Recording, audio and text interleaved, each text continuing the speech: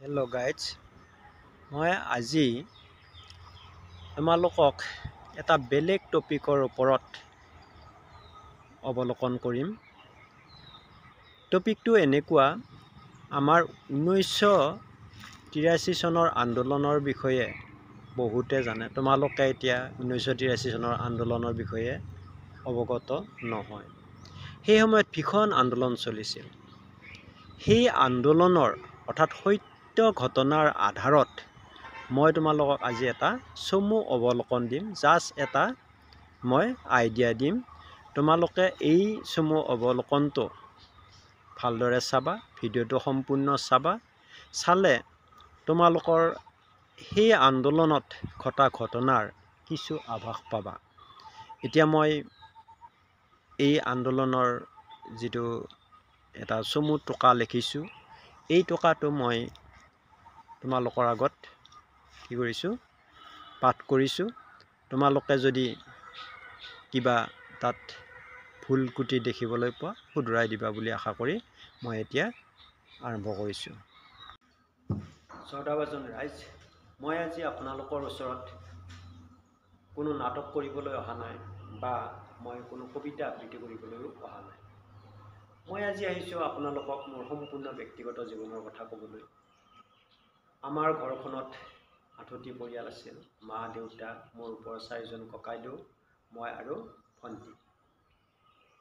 1982 চনত মোৰ ককাইদেৱে কি কৰিছিল, BSc পাছ কৰি এখন স্কুলত, হাইস্কুলৰ শিক্ষকতা কৰিছিল। ককাইদেউ ইমান ভাল আছিলে যে তেওঁ তাৰমানে অনবৰত হাঁহি মুখেই আছিল।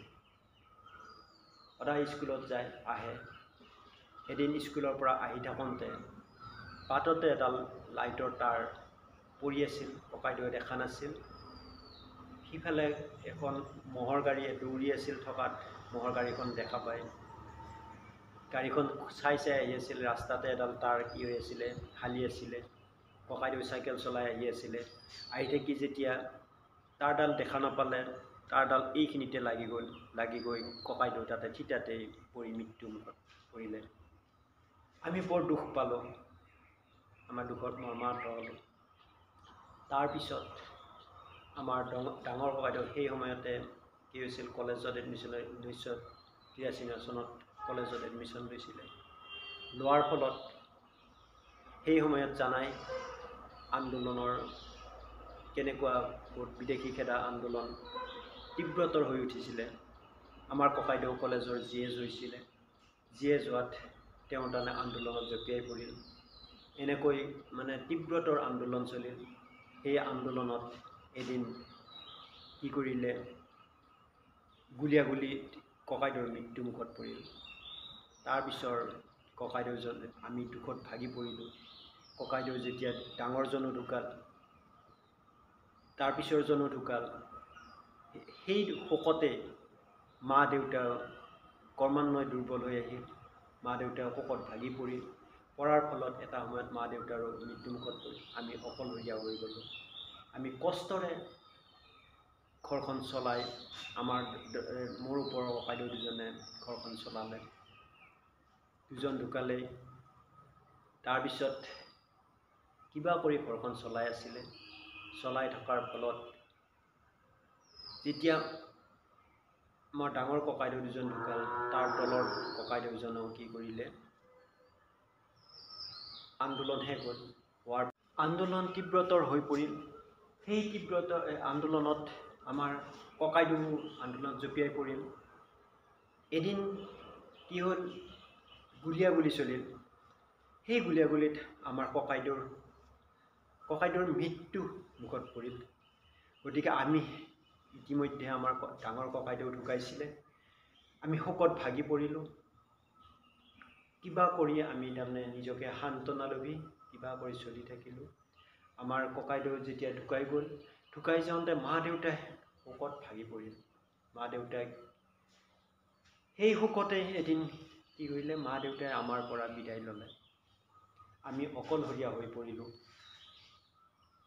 মোৰ ওপৰৰ ককাইদেউ দুজনে কিবা কৰি ঘৰখন চলাই নিব ধৰিলে। এটা সময়ত আন্দোলন হাম কাটিলে। আন্দোলন হাম কাটাৰ পিছত যিহেতু আন্দোলনত যিবিলাক মানে আঁচনি আছিল, সেই আঁচনি অৰ্থাৎ যিবিলাক কাৰ্যসূচী লৈ আন্দোলন আৰম্ভ হৈছিল, সেই কোনো ফলাফল নধৰিলে। নধৰাত এচাম লোকে কি কৰিলে, হাতত অস্ত্ৰ তুলি ল'লে। আমাৰ ওপৰত যিজন ডাঙৰ ককাইদেউ আছিল, তেওঁ কি কৰিলে, সেই আন্দোলনত জঁপিয়াই পৰিল, অৰ্থাৎ হাতত অস্ত্ৰ তুলি ল'লে। জংঘলে জংঘলে ঘূৰিবলৈ ধৰিলে। তাৰপিছত এই অস্ত্ৰধাৰীবিলাকক বিচাৰিবৰ কাৰণে পুলিচ মিলিটাৰী ঘৰে ঘৰে যাবলৈ ধৰিলে। কিছুমান গাঁও কি কৰিলে, ৰেড কৰিবলৈ ধৰিলে, অৰ্থাৎ এই চাৰিও চাইডে ঘেৰাও কৰি লৈ পেলাই সেই মানুহবিলাক বিচাৰি ফুৰিবলৈ ধৰিলে।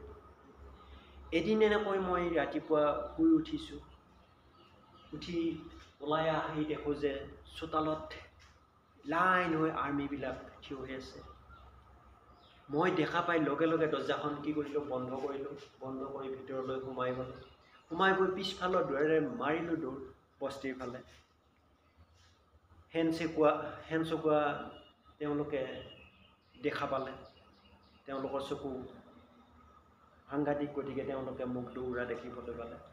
দিলে পিছে পিছে খেদা। ময়ো দৌৰি আছোঁ, সিহঁতেও পিছে পিছে খেদি আছে। দৌৰি দৌৰি দৌৰি গৈ এটা সময়ত মই কি কৰিলোঁ, এই আগতে আছিল কি, লেট্ৰিন নাছিল। এই বস্তিৰ মাজত বাঁহৰ লেট্ৰিন কিছুমান বনাই থোৱা আছিল। মই লেট্ৰিন দেখা নাছিলোঁ, দৌৰি দৌৰি গৈ সেই লেট্ৰিনতে পৰি গ'লোঁ। আপোনালোকে হাঁহিছে। সেই সময়ত যি অৱস্থা হৈছিল, আপোনালোকে যদি দেখা পালেহেঁতেন, তেতিয়াহ'লে আপোনালোকেও এই হাঁহিবলগীয়া নহ'লহেঁতেন। আপোনালোকে এতিয়া হাঁহিছে হয়। যেতিয়া মোৰ একেবাৰে মই তাতে নাকটো কিবা কৰি উলিয়াই তাত তলত সোমাই থাকিলোঁ। তাৰপিছত আৰ্মীয়ে বিচাৰি বিচাৰি শেষত ইফালে সিফালে চাই নাপায়, আৰ্মী গুচি গ'ল। যেই গুচি গ'ল, গুচি যোৱাৰ পিছত মই তাৰ পৰা ওলাই আহিলোঁ। এনেকৈ তাৰপিছত মই গা পা ধুই মই হেৰি হ'লোঁ, তাৰপিছত শুদ্ধ হৈ ল'লোঁ। এনেকৈ আন্দোলন চলি আছে। অস্ত্ৰধাৰীয়ে বিভিন্ন জেগাত সন্ত্ৰাসৰ সৃষ্টি কৰিছে। আৰ্মী পুলিচেও কি কৰিছে, সেইদৰে বিভিন্ন জেগাত সন্ত্ৰাস চলাইছে। আমাৰ সেই ডাঙৰ ককাইদেউ এদিন কি হ'ল, শুই থকা অৱস্থাতে আৰ্মী আহি তেওঁক ধৰি লৈ গ'ল। ধৰি লৈ গৈ থানাত ইমান অত্যাচাৰ কৰিলে। অত্যাচাৰ কৰি কৰি শেষত আমাৰ ককাইদেউকো মাৰি পঠিয়ালে। অৰ্থাৎ ককাইদেউ আমাৰ এই ইহ সংসাৰৰ পৰা বিদায় মাগিল। তাৰপিছত সৰু ককাইদেউ আছিল। সৰু ককাইদেউ এনেকৈ থাকোঁতে সেই সময়ত এনেকুৱা হ'ল, এটা অচিন ৰোগে তেওঁক পাই তেওঁকো মৃত্যুমুখত পৰিলে। একমাত্ৰ থাকিলোঁ মই আৰু সৰু ভনী। ময়ো কলেজত পঢ়ি আছিলোঁ। ময়ো ভাবিলোঁ, যিহেতু আমাৰ ককাইদেউকেইজন গ'লেই, মই কিবা কৰি সমাজ সেৱা কৰিবলৈ চেষ্টা কৰিলোঁ। সমাজ সেৱা কৰিবৰ কাৰণে মই কলেজত যেতিয়া এডমিশ্যন ল'লোঁ, লোৱাত মই তাত ৰাষ্ট্ৰীয় সেৱা আঁচনিত যোগদান কৰি মই সমাজ সেৱা কৰি থাকিলোঁ। মোৰ ককাইদেউ যিহেতু গ'লেই, মই সমাজ সেৱা কৰি এনেকৈ আছিলোঁ। থাকাত যেতিয়া মোৰ ককাইদেউ গোটেইকেইজন গ'ল, মোৰ তাৰমানে লগে লগে কি হ'ল, এটা খঙৰ ভাৱ জাগি আহিল। মই মানে প্ৰতিশোধৰ জ্বালাত তাৰমানে মই নিজকে থাকিব নোৱাৰিলোঁ। নোৱাৰি এটা সময়ত কি কৰিলোঁ, মই মোৰ ভণ্টিজনীক মামাহঁতৰ ঘৰত থৈ মই ওলাই গ'লোঁ। মই প্ৰতিশোধৰ জ্বালাত মই ইফাল সিফাল ঘূৰি ফুৰিবলৈ ধৰিলোঁ। এইদৰে মই তাৰমানে বিভিন্ন জেগাত মই কেনেদৰে প্ৰতিশোধ ল'ব পাৰি আমাৰ ককাইদেউকেইজনৰ মৃত্যুৰ, তাক চিন্তা কৰি মই অনাই বনাই ঘূৰি ফুৰিবলৈ ধৰিলোঁ। এদিন হঠাতে খবৰ পালোঁ, তাৰমানে মামাহঁতৰ গাঁৱত আৰ্মীয়ে ৰেড কৰিছে। কৰি আমাৰ ভণ্টিজনীক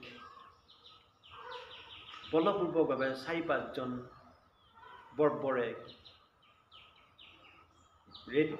ৰেপ কৰিলে। ৰেপ কৰি আমাৰ ভণ্টিজনীক মৃত্যুমুখত পেলালে। তাৰপিছত মই ৰ'ব নোৱাৰিলোঁ, মই আহিলোঁ। আহি দেখিলোঁ, ভণ্টিক দেখি মই মানে হতবাক হৈ গ'লোঁ। এনেকুৱা অৱস্থা দেখা পাই মই শেষত কি কৰিলোঁ, মই ভণ্টিক বিচাৰি ফুৰিবলৈ ধৰিলোঁ। ভণ্টি ক'ত আছে? ভণ্টিক আপোনালোকে দেখা পাইছেনে? ক'ৰবাত ভণ্টিক দেখা পাইছেনে? মই ভণ্টিক বিচাৰি, আপোনালোকে ভণ্টিক দেখিছেনে? ভণ্টি ভণ্টি ভণ্টি। এই কাহিনীটো সম্পূৰ্ণ সত্য ঘটনাৰ আধাৰত কাল্পনিকভাৱে তৈয়াৰ কৰা, গতিকে এইটো প্ৰকৃততে মোৰ নিজৰ ব্যক্তিগত কাহিনী নহয়। ধন্যবাদ।